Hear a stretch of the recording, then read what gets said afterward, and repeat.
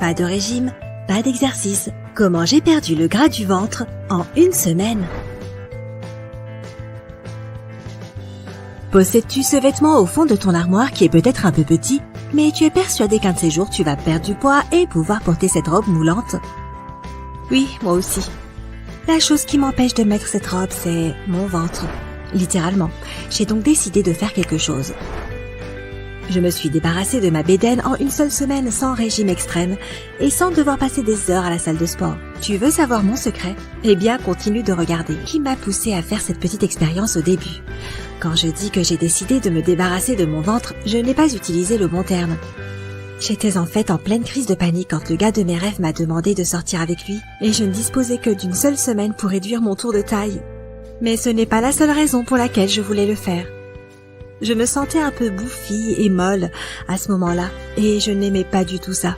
Je voulais non seulement être magnifique, mais je voulais également me sentir mieux. Tout d'abord, j'ai commencé à faire quelques recherches. J'étais surprise de découvrir que la graisse n'est pas toujours la première raison des kilos en trop sur le ventre. Si tu as récemment remarqué que tu ne rentres plus dans tes vêtements en comparaison avec avant, cela est probablement dû à des ballonnements et à de la rétention de liquide. Cela correspondait exactement à ma situation et j'ai donc préparé une liste des objectifs que je voulais atteindre. Se débarrasser des ballonnements, réduire la rétention d'eau, reconsidérer mon alimentation et mon mode de vie. 1. Ce que j'ai fait pour réduire les ballonnements. Bon, juste que tu saches, les ballonnements ne sont pas de la graisse. C'est de l'air ou des gaz qui se ressemblent dans ton ventre et qui font que l'estomac se sent serré, plein et gonflé. Une fois que j'ai compris que j'étais effectivement ballonnée, voici ce que j'ai fait pour réduire les ballonnements. J'ai essayé cette chose appelée acupuncture. Étant donné que j'ai lu que cela aidait réellement à faire face aux ballonnements. J'ai utilisé les 2 méthodes suivantes. Le premier point de pression se trouve environ 4 doigts au-dessus de ton nombril. J'ai massé ce point pendant 3 minutes en réalisant des mouvements dans le sens des aiguilles d'une montre et dans le sens contraire. Cela permet vraiment de soulager les crampes d'estomac et de prévenir la formation de gaz. L'autre point est 4 doigts en dessous de ton nombril. Encore une fois, j'ai massé ce point pendant 3 minutes en faisant des cercles dans le sens des aiguilles d'une montre et dans le sens contraire. Cela est supposé stimuler tes intestins et se débarrasser de la lourdeur dans l'estomac. Ouais, je pense que ça marche. Consommer plus de gingembre est une autre astuce pour réduire les ballonnements que j'ai découvertes.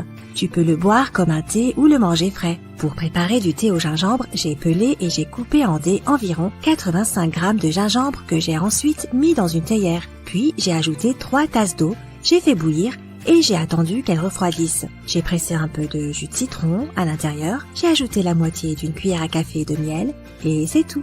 Cette boisson est non seulement utile pour se débarrasser des ballonnements, mais elle est également délicieuse. Tu peux aussi manger une cuillère à café de gingembre râpé avant les repas. C'est ce que j'ai fait, mais c'était un peu trop épicé pour moi. J'ai seulement appris par la suite que je pouvais saupoudrer du gingembre en poudre sur mes plats. Oups. Bon, j'essaierai cette méthode à l'avenir. Enfin, avec l'acupuncture et les recettes de gingembre, j'ai commencé à ajouter de la poudre de curcuma dans mon eau et mes smoothies. J'ai également essayé de boire plus de thé à la menthe. Ils sont tous les deux très efficaces pour soulager les ballonnements. 2. Comment je me suis débarrassée de la rétention d'eau. Avoir mon estomac ballonné sous contrôle n'était que la moitié de ma bataille. Je devais également me débarrasser de l'excès de fluide qui se construisait à l'intérieur de mon corps. Du moins, c'est ce que les experts recommandaient de faire selon mes recherches. Voici exactement ce que j'ai fait pour me débarrasser de la rétention de liquide. J'ai énormément réduit ma consommation de sel. J'ai lu que trop de sodium, qui se trouve dans le sel, fait que le corps retient plus d'eau. Cela expliquerait cette sensation bouffie que j'avais avant de commencer l'expérience. J'ai inclus plus d'aliments riches en potassium dans mon alimentation. Le potassium aide à réduire la rétention d'eau en diminuant les niveaux de sodium dans le corps. Cela te fait également uriner plus. Et cet excès de fluide s'évacue donc de ton corps. Pour cette raison, les tomates, les bananes, les épinards, les avocats, les betteraves et l'eau de coco sont devenus mes meilleurs amis. J'ai également essayé plusieurs fois de faire du thé au pissenlit. Cette herbe est un diurétique naturel, ce qui veut dire que, comme le potassium, elle augmente la production d'urine dans le corps. Cela fonctionne vraiment. Mais si tu décides de tester cette méthode, sois prête à devoir aller régulièrement aux toilettes. J'ai essayé de consommer moins de glucides étant donné qu'ils augmentent normalement tes niveaux d'insuline. L'insuline fait que ton corps retient plus de sodium, et tu sais que cela veut dire plus de rétention d'eau. Alors j'ai réduit le sucre transformé et les autres édulcorants, ainsi que tous les types de desserts, de chocolat et de gras raffinés. C'était certainement l'un des aspects les plus difficiles de cette expérience. Mais pour te dire la vérité, ce n'est pas un régime restrictif, donc tu n'as pas vraiment l'impression de faire un régime. Enfin, ton plus grand allié quand il s'agit de réduire la rétention d'eau est l'eau. Étonnant, n'est-ce pas? Mais c'est vrai, plus tu bois de l'eau, moins il y a de liquide retenu dans ton corps. 3. Comment j'ai changé mon mode de vie et reconsidéré mon alimentation. Avant de commencer cette expérience, je n'avais pas la pire alimentation possible. Mais j'ai réalisé que je pouvais faire des changements. J'ai remplacé les glucides par des protéines. Non, je n'ai pas ressenti de sensation de faim ou de tristesse. En fait, je me suis sentie plus légère et pleine d'énergie. Les fruits secs, le poisson, les produits laitiers et la viande se sont avérés tout aussi délicieux que la malbouffe et les pâtisseries. J'ai réduit la taille de mes portions, mais j'ai mangé plus souvent dans la journée. Au lieu de 3 gros repas, je mangeais 6 repas qui n'étaient pas particulièrement grands, mais qui étaient suffisants pour que je sois repue. J'ai renoncé aux sodas et aux autres boissons sucrées. Crois-le ou non, mais les boissons gazeuses font que tu es ballonné et gonflé. J'ai complètement abandonné les produits sucrés achetés en supermarché et j'ai préparé mes propres boissons délicieuses et qui brûlent les graisses à la maison. Voici certaines de mes recettes préférées. Pour préparer une boisson aux agrumes rafraîchissantes et amincissantes, mets la moitié d'une tasse de grenade, la moitié d'une tasse de pamplemousse, une pincée de sel et une cuillère à café de miel dans le mixeur. Et c'est tout. Profite bien. Moi, j'ai adoré. Pour préparer une boisson à l'eau de coco, prends un quart d'une tasse d'ananas, une tasse d'eau de coco, la moitié d'une cuillère de graines de fenouil moulues et un peu de poivre noir.